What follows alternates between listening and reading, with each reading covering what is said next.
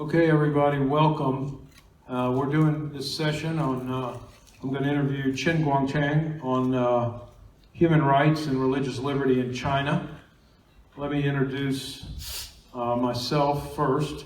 My name is William Saunders. I am a human rights lawyer and director of the Center for Religious Liberty at Catholic University, co-director of the Center for Religious Liberty at the law school, and a fellow of the Institute on Human Ecology.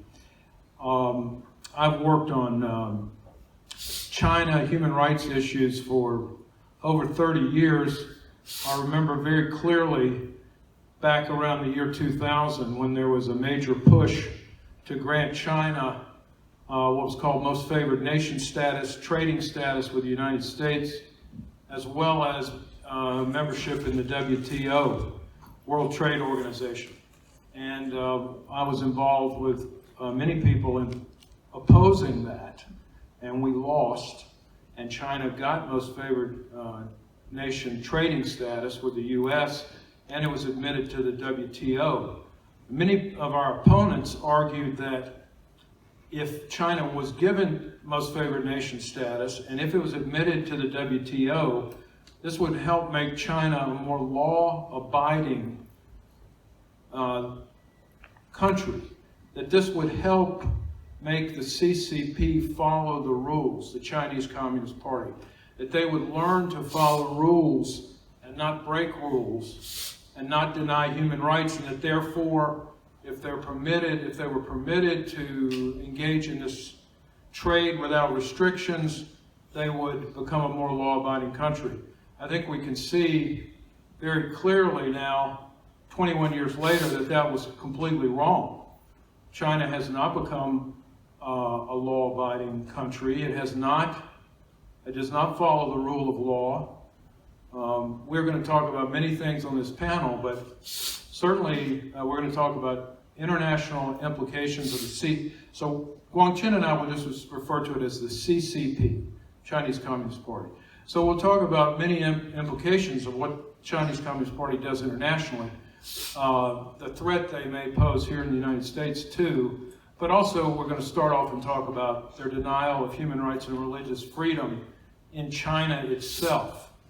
So it's my great honor to work at the Center for Human Rights at Catholic University and with Chen Guangcheng, who is a Chinese democracy advocate and lawyer. He was called the Barefoot Lawyer. I assume maybe all of you know of him, but in case you don't, I want to tell you a few minutes about who he is and what he's been through. We're going to have plenty of time for questions, so you can, if you're not acquainted with him, you may want to ask more about these things. But he is called a Barefoot Lawyer. He was on the cover of something that the young people may not know what I'm talking about, but a magazine. That was a printed thing you leafed through, and it had stories in it. There's a famous one called Newsweek, and he was on the cover of Newsweek as the Barefoot Lawyer, because there were he was the representative kind of the barefoot lawyers in China. And these were people that the ordinary people consulted when they had legal questions, because even though China, just like Russia under the Soviet Union, had laws written in books, they didn't necessarily follow those laws, but Guangcheng, he was going to try to hold them to the laws they had. So people would come to him, like in his village, and they'd say to him, we have very bad water in the village, can you help us? And he helped them raise Cain about this, and they finally got clean water. He also helped the handicapped people are supposed to ride the metro for free in Beijing, but they were being denied it, and in other cities they were being denied it. They were in fact being charged to ride these, and he brought a lawsuit and he won that. So he helped the rural poor, the handicapped, and then he crossed the line the Chinese Communist Party couldn't handle, which was he told the truth about the one-child policy. The one-child policy was built on coercive abortions. And he did a study of this and published it on the internet with a colleague of his. And then he was arrested and prosecuted in a show trial in which he was accused of being responsible for 90,000 unplanned births, which I'd like to have on my tombstone. And he was convicted, sent to prison for several years, and then when he got out of prison, he was put under house arrest, and he was watched day and night by many, as he refers to them, thugs of the Communist Party who, in teams of 6 or 7, watched his front door. They had other people watching him in the village because they didn't want him to escape because he had become quite famous. So, in a kind of a miraculous, as I say, it's unbelievable except it's true, he escaped. And he's a blind man. He escaped alone from a village where there were 30 people at least, whose only job was to make sure he didn't escape. And he escaped over walls and down roads. And if you haven't read his book, The Barefoot Lawyer, I really recommend it to you because it's the most incredible, compelling story of his escape. Anyway, he got to his next village where he had relatives. He got to Beijing, he got to the U.S. Embassy, and through the efforts of various Congress men and women, he was able to come to the United States. So he's been here since 2012. And he's now a distinguished fellow at the Center for Human Rights at the Catholic University of America, which is right here in Washington for any of you from out of town. And he continues to be an implacable foe of the Chinese Communist Party. So with that introduction, I'm going to engage in a dialogue with Guangcheng about various issues. And like I said, we'll have plenty of time for questions. And if you don't have questions, there are plenty of other issues we can talk about, but I won't give you all an opportunity to ask them. And I realize, you're not all China experts here, so no question is a dumb question. We're happy, and he'll be happy to answer them. So, welcome. So we're going to start talking about religious freedom in China. Yes. Okay. Thank you, Bill. Thank you for your gracious introduction. Thank you, everyone. Today I will try to tell you what's happening in mainland China now about the Communist Party prosecuted the Chinese people every moment. The Communist Party doesn't want to allow any religions except the communism. So the Communist Party tried to use different ways to prevent the people practice any religions. So, in fact, just several years have passed. The Communist Party turned down a lot Catholics and Christians churches and crosses in Fujian province, Zhejiang province. Now they do it in Henan province, Guangdong province. So a lot of people in mainland China can't get the freedom religions. So let me ask you, let's talk about a couple of groups for a minute. Let's keep going, talking about the Protestants and Catholics. Tell me, what kind of things is the CCP doing to prevent them from having religious freedom? Yeah, for example, in the city, if the Communist Party want all people come to the churches, they can control. They put a lot of cameras in there, and they can listen to them what they are talking like that. But a lot of the religions don't want to go there, so they just make a plan to do that in some own apartment. So if you do that, the Communist Party, for example, maybe you just doing that, the Communist Party will stop your electricity. Electricity. Yeah, electricity, and or they will stop your water, or yeah, and maybe more than 30 or 50 police will come to your apartment and stop everything and take them away to police station to make them trouble like that. So that happened every day. So you're talking about there what happens in the cities. yeah, that's in the city. In the villages, more than half people live in the villages in mainland China. In the villages, no churches.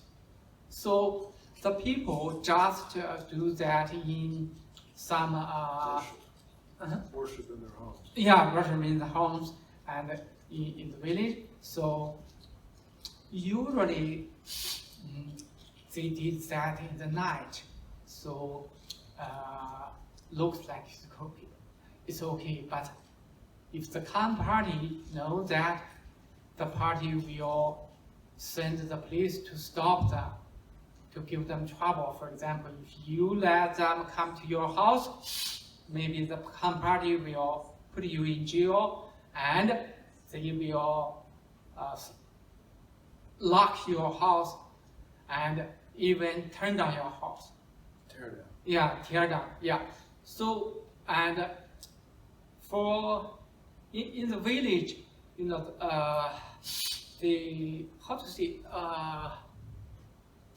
are very difficult to stop the people practice religions. Yeah, because for example, a lot of different villages in the mountain, so they can make a plan together for the community try to control them. It's not easy. Maybe sometimes they have to go to the mountain, they have to across the river like that. So the community very scared in the village. The people will join hand and stronger. So his point is that there's efforts to control the churches. So the villages have what he calls family churches. So they usually, because they don't have churches, they worship in their homes. And the government the CCP tries to oppress it. And sometimes they do. He says they might tear your house down, or they might put you in jail or take you to the police station and beat you. But it's very hard to control the family church because they can go meet in remote areas. yeah, in fact, if the Communist Party found some family church, we will call them a ground church. If the Communist Party didn't find that, we just call them a family church. So different names have different meaning. So this is under the authoritarian regime. We have to use different way to hiding our rights. Just talk a little bit more about what happens in the city against the Catholic churches. Yeah, in the city, in fact, the Communist Party has made its own version of Bible that says the religions should obey the leader of the Communist Party. So you can see the Communist Party want to control everything. So if the Communist Party want all the religions change the Bible to their version, but until now, if you disagree, they will try to find a way to punish you. So sometimes they have to follow that, but just do something for the Communist Party to see, to show the Communist Party, yeah, they will find another way to practice together. But describe some of the things they do in the churches. Like, what do they have up in the front of the church? What do they require? Don't they have President Xi's picture up in the front of the churches and things like that? Yes, yes. They ask them, if you go to the church, you have to see you support President Xi or you support the Communist Party continue to control the power in the future. Then you can do the workshop. So that is very very strange. If you know, the Communist Party control the real bubble, so sometimes some person have to print by themselves. But if the Communist Party found that, the Communist Party will use that to see, oh, you against our law. They will put them in jail, said, okay, they print Bible illegal. But in fact, the people just want to get the real Bible, not the communist version. So, under the authoritarian regime, we in mainland China don't have the freedom of religion, don't have any rights to practice what they want. So, I hope we can try to find different way to help them. You know, the U.S. is a leader of the whole world. The U.S. Tried to prevent the Communist Party prosecuted them. That should be work.